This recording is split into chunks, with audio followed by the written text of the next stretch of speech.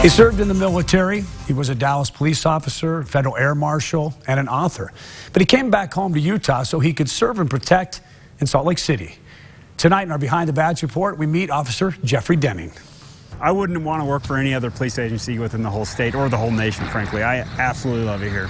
Officer Jeffrey Denning patrols the streets of Salt Lake City. He's also a police negotiator, and he helps officers navigate through some tough times as a peer support team leader. There are those days when you deal with tragedies and horrible things, and you see people being victimized over and over again. Officer Denning has seen a lot of that during his career. You know, one minute you're talking to and hanging out with some guys, and the next minute they're dead. It's tough. He served in the military and worked in the Middle East for several years. One of my friends that I was in military police with, he and I were on the same team.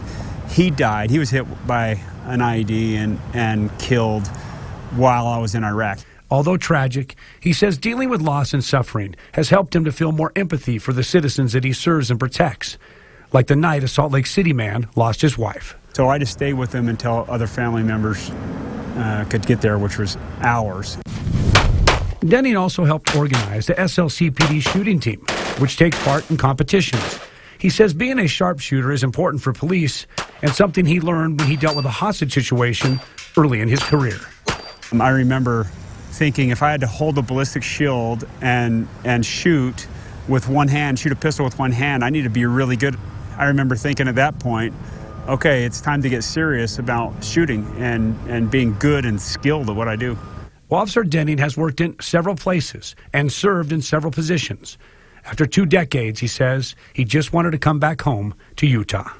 I love Salt Lake City. Actually, working as a police officer here in the city is incredible too, because there's a lot of action and there's a lot of things that happen, and I'm kind of a more energetic guy that likes to do things, and so I have plenty of work to do here, which is great. Now, as we mentioned, Officer Denning, also an author. He wrote the book Warrior SOS, shares war experiences from veterans with a focus on faith and healing. Officer Denning also shared a story chasing a suspect into the Jordan River. This kangaroo was not the suspect, and also about a canine biting his partner instead of the criminal.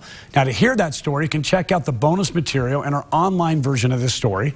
Just go to abc4.com/badge. And while you are there, you can also nominate an officer for a